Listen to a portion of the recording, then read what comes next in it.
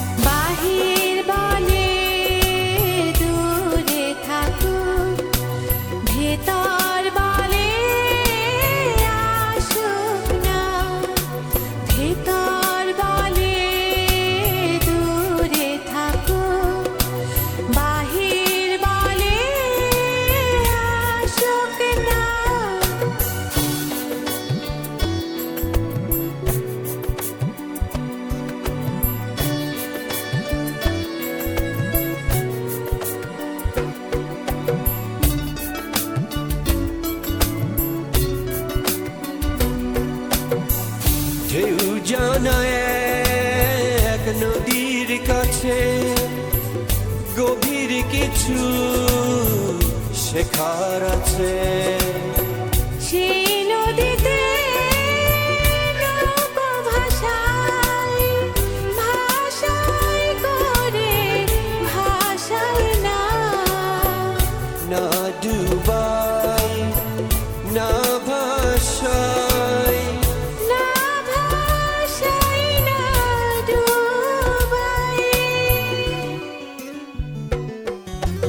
বাহির বলে দূরে থাকুক, ভেতর বলে আসুক না। ভেতর বলে দূরে থাকুক, বাহির বলে আসুক না।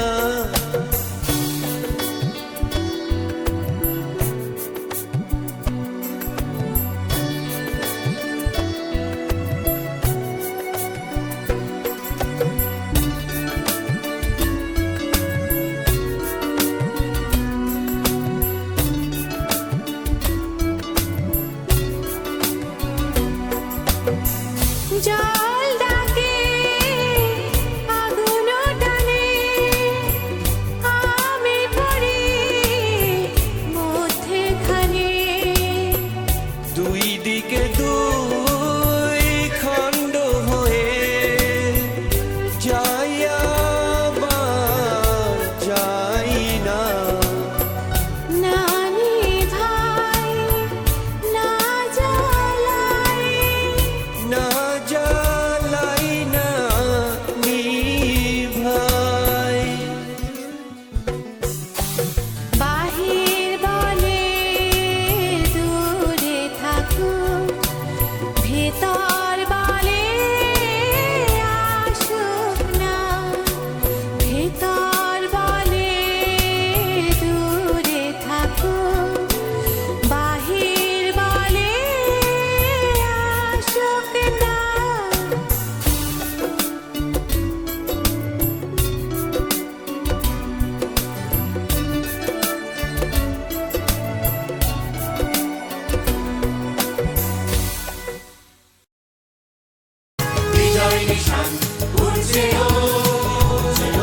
জাগরণের গান ও কবিতা 2013।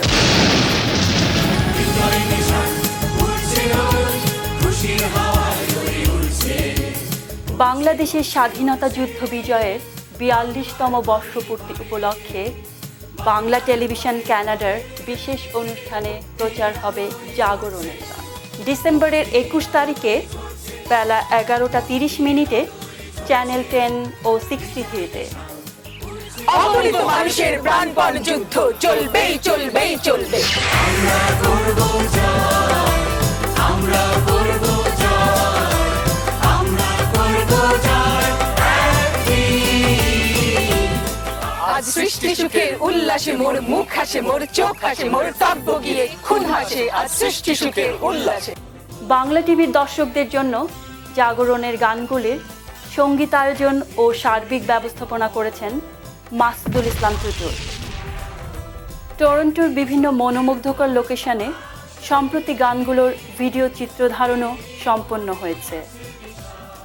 বিশেষ এই অনুষ্ঠানটি দেখতে টেলিভিশনের পর্দায় চোখ রাখুন ডিসেম্বরের 21 তারিখে রজার্স কেবলের চ্যানেল 10 ও 63-তে বেলা 11:30।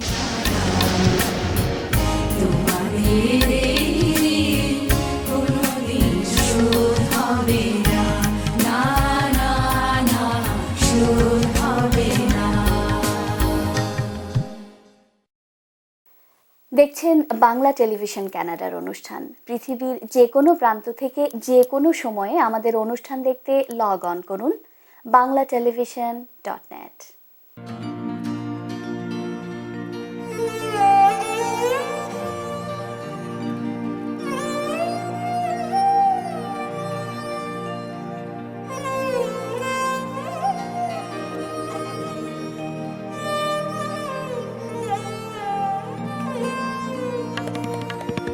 বুলবুলি নীরব নারগিস বনে ঝরাবো না গোলাপের বিলাপ শোনে। বুলবুলি নীরব নারগিস বনে ঝরাবো না গোলাপের বিলাপ শোনে। বুলবুলি নীরব নারগিস বনে।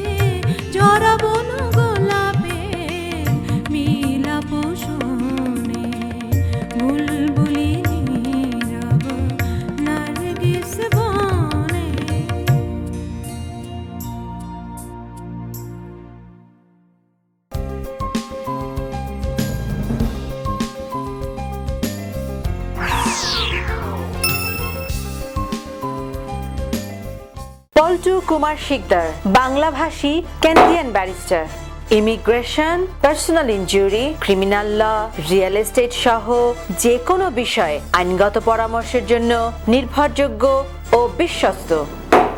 বাংলা মিডিয়া, বাংলা বই, পত্রিকা, গানের সিডি, নাটক ও সিনেমার বিপুল সমাহার। ড্যানফোর্থ ও ভিক্টোরিয়া পার্ক এলাকায় বাংলা মিডিয়ায় সাদর আমন্ত্রণ। 3000 ড্যানফোর্থ অ্যাভিনিউ, টরন্টো। আমি বাসানীয় ঘোষ, পার্সোনাল ইনজুরি লয়ার। দুর্ঘটনার পর আপনার মেডিকেল, ইনকাম লস ও অন্যান্য বেনিফিটের জন্য লড়াই করা আমার দায়িত্ব। মামলা নিষ্পত্তি না হওয়া পর্যন্ত আমি কোনো ফি নিই না। একটি স্বপ্নীল বাড়ি, একটি লাভজনক ব্যবসা, একটি নির্ঝঞ্ঝাট কন্ডোমিনিয়াম। আপনার এমন সব স্বপ্ন পূরণে অভিজ্ঞ রিয়েল এস্টেট এজেন্ট শাহজাদ একটি বিশ্বস্ত নাম।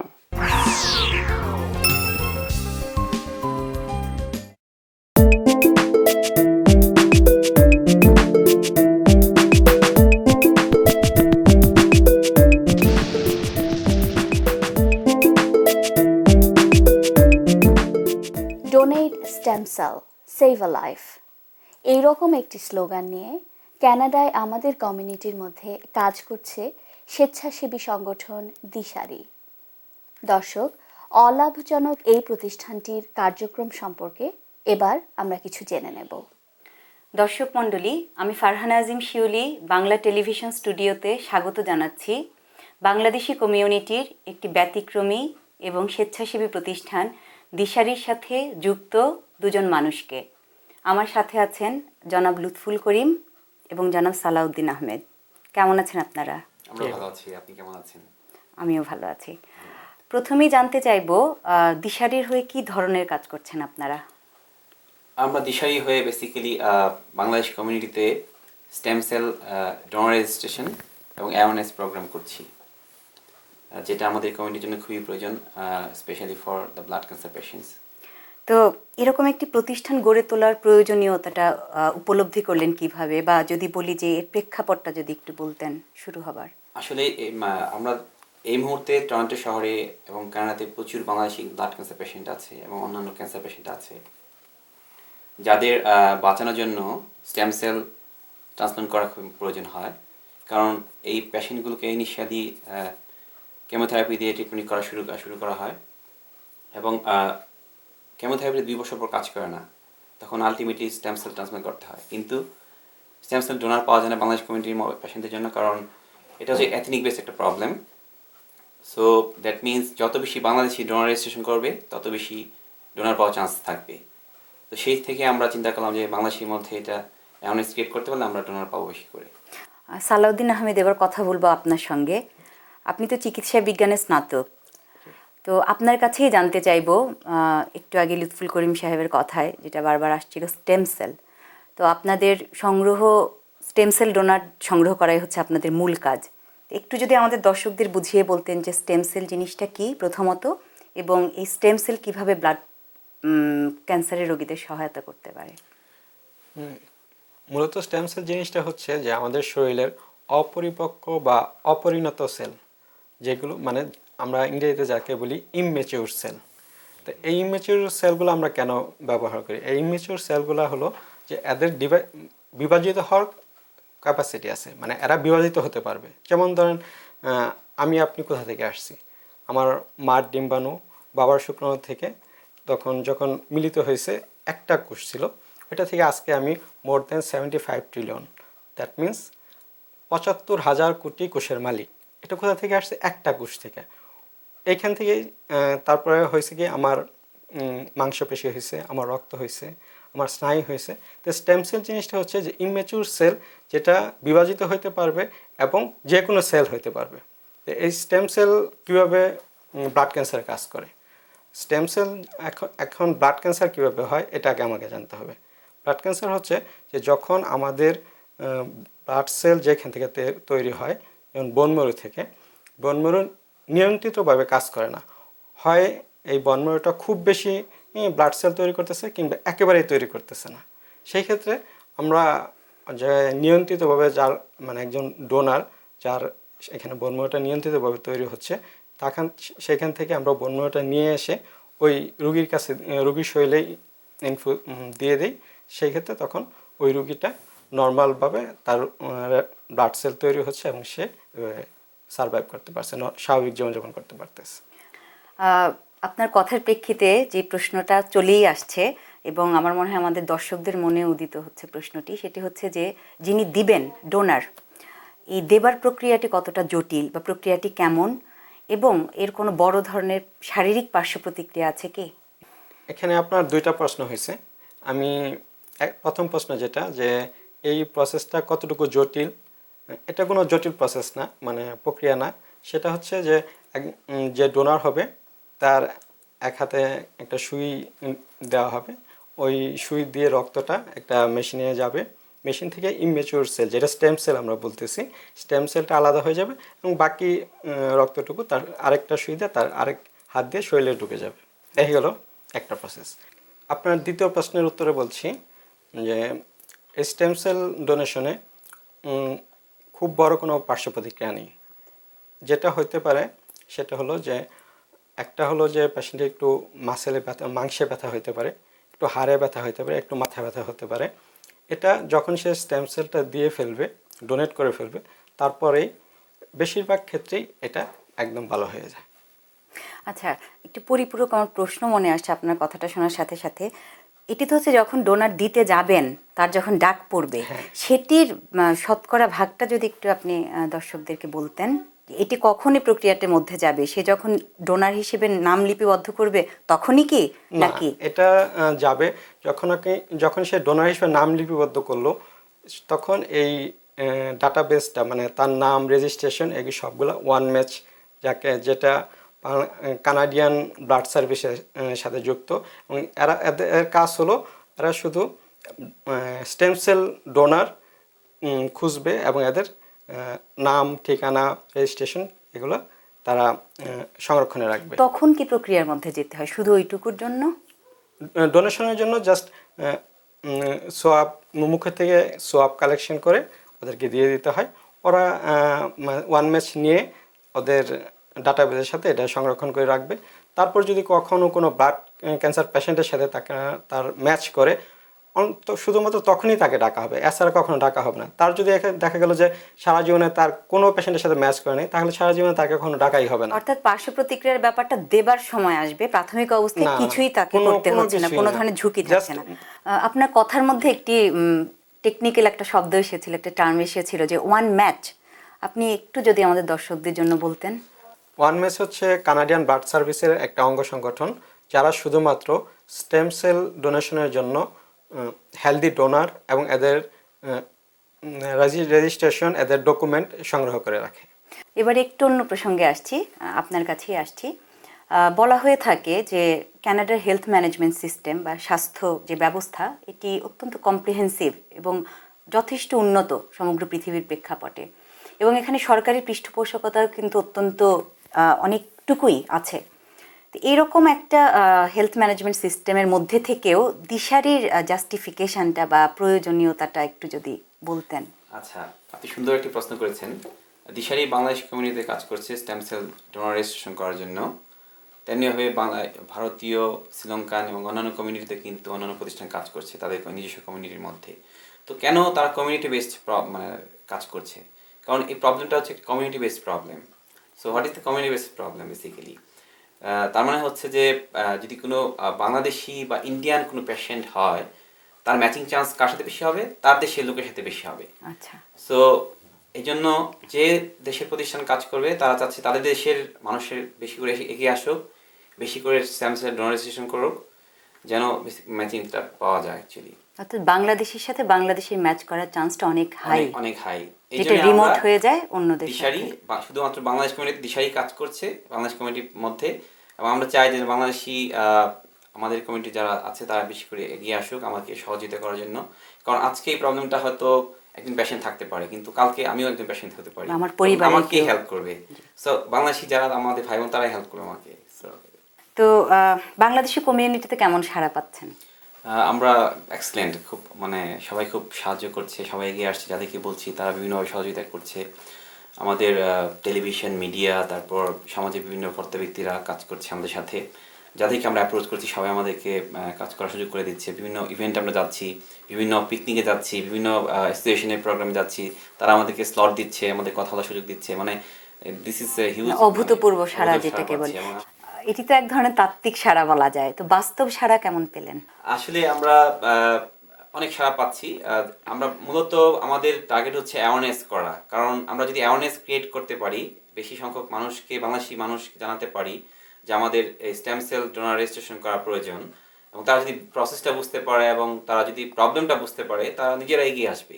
যদি আমরা তাদেরকে অ্যাওয়ারনেস ক্রিয়েট করতে না পারি, তাহলে কিন্তু আমাদের রেজিস্ট্রেশন করা ডিফিকাল্ট। এটিও আবার এক ধরনের তাত্ত্বিকে হলো। আমি জানতে চাইছি আপনারা কত সংখ্যক ডোনার ইতিমধ্যে কালেক্ট করতে পেরেছেন সফলতার সঙ্গে? আমরা সো ফার মোর দেন 150 আমরা ডোনার রেজিস্ট্রেশন করতে পেরেছি। আরেকটি প্রশ্ন চলে আসছে যে এই যে দিশারির যে কার্যক্রম, এই কার্যক্রম পরিচালনার খরচের উৎস কিংবা কেমন করে আপনারা চালিয়ে নিয়ে যাচ্ছেন, একটু যদি আমাদের দর্শকদের বলতেন। বলতেন। এটা খুব সুন্দর প্রশ্ন এবং সবাইকে এই বিষয়টা মানে ক্লিয়ার করা উচিত। আমরা যখন দিশারি ছিল না, অ্যাকচুয়ালি দিশারি তখন ছিল না, আমরা 4-5 জন মিলে যখন কাজ শুরু করি, তখন আমরা জাস্ট আমাদের নিজস্ব কিছু পরিচিত লোকজন ছিল যারা ক্যান্সার পেশেন্ট ছিল, তাদের হেল্প করার জন্য আমরা কাজটা শুরু করি, মানুষকে বলতে থাকি যে স্টেম সেল ডোনার রেজিস্ট্রেশন করার জন্য। এবং তখন আমরা নিজেদের পকেটে টাকা খরচ করি, বিভিন্ন রকম ইভেন্ট করতে থাকি, 4-5টা ইভেন্ট আমরা নিজেদের পকেটে টাকা দিয়েই করে থাকি। এবং পরবর্তীতে আমরা ফিল করলাম যে আমাদের এভাবে করলে আমরা এটাকে এক্সিস্ট করতে পারবো, এটা এক্সিস্ট করবে না দিশারি বা এই প্রতিষ্ঠান বা এই কার্যক্রমটা। তখন দিশারিটা ফর্ম হয় এবং তখন থেকে আমরা আরও বেশি কিছু ইভেন্ট করে থাকি, নিজেদের পকেটে টাকা খরচ করি। কিন্তু এক সময় আমরা ফিল করে থাকি যে আমরা আস্তে আস্তে সবার মাঝে এনকারেজমেন্ট বা মানুষের উৎসাহ হারিয়ে ফেলবে, কারণ কতদিন নিজের পকেটে টাকা খরচ করে ইভেন্ট করা যায়। তখন চিন্তা করা হয় যে সামহাও আমাদের একটা পথ বের করতে হবে যেখানে দিয়ে আমরা এই প্রোগ্রামগুলো করতে পারি। কারণ একটা বছর যদি আমরা 6-10টা প্রোগ্রাম করে থাকি, 1 ইয়ারে বা 5-6টা প্রোগ্রাম করে থাকি, আমাদের বেশি টাকা প্রয়োজন নেই। আমাদের তো টাকা জমানোর কিছু নেই, আমরা চাই এই প্রোগ্রামগুলো হোক। তো তখন আমরা চিন্তা করলাম যে আমরা কিছু মেম্বার ক্রিয়েট করি, যারা মেম্বার হতে ইন্টারেস্টেড তারা মেম্বার হোক, তারা যদি বছরে 20 টাকা মেম্বারশিপ ফি দেয়, তাহলে সেই টাকা দিয়ে কিন্তু আমরা ইভেন্ট করতে পারি। ধরেন আপনি আমাদের এখানে এখন এই মুহূর্তে 115 জন মেম্বার হয়েছে, তার মানে বছরে আমরা প্রায় অলমোস্ট $3,000 পাচ্ছি মেম্বারশিপ ফি থেকে। $3,000 আমাদের জন্য অলমোস্ট এনাফ টু লাইক 5টা ইভেন্ট করার জন্য যথেষ্ট। অর্থাৎ আপনাদের সদস্যদের বার্ষিক চাঁদা দিয়েই মোটামুটি আপনারা মানে স্বচ্ছতার সঙ্গে প্রতিষ্ঠানের কার্যক্রমকে চালিয়ে নিতে পারেন। যে কেউ সদস্য হতে পারে, মাত্র বাৎসরিক $20। লুৎফুল করিম এবং সালাউদ্দিন আহমেদ, আপনাদের এই মহতী উদ্যোগের সাথে বাংলা টেলিভিশন আছে এবং থাকবে। আপনাদের দুজনকেই অসংখ্য ধন্যবাদ জানাই আমাদেরকে সময় দেবার জন্য। দিশারির পক্ষ থেকে আপনাকে এবং বাংলা টেলিভিশনকে উভয়কে ধন্যবাদ। এবং বাংলা টেলিভিশন দর্শক যারা আপনারা এই প্রোগ্রাম দেখলেন, আপনাদের সবাইকে অসংখ্য ধন্যবাদ।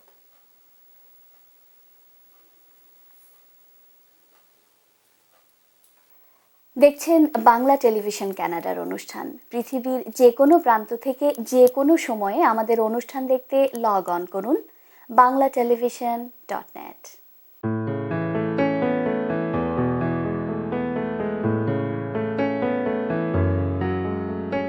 কোন পুরাতন প্রাণের টানে ছুটেছে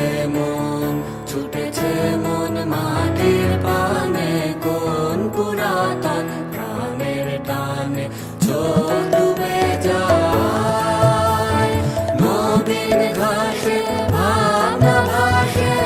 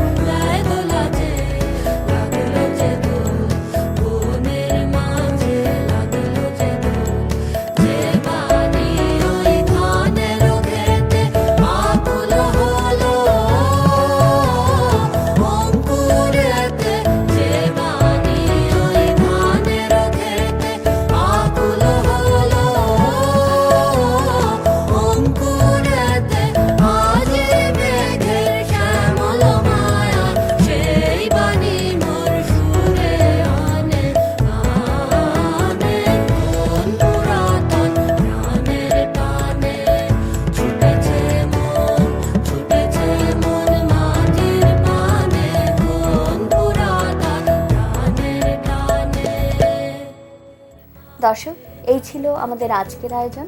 আপনাদের সবাইকে অনেক ধন্যবাদ আমাদের সাথে থাকার জন্য। বাংলা টেলিভিশন কানাডার পরবর্তী অনুষ্ঠান প্রচারিত হবে ঠিক এক পক্ষকাল পরে, একই সময়ে, একই চ্যানেলে। অনুষ্ঠান দেখবার আমন্ত্রণ রইল। সে পর্যন্ত আপনারা সবাই ভালো থাকুন, সুস্থ থাকুন, আর বাঙালির সাথে বাংলা। রংপুরেতে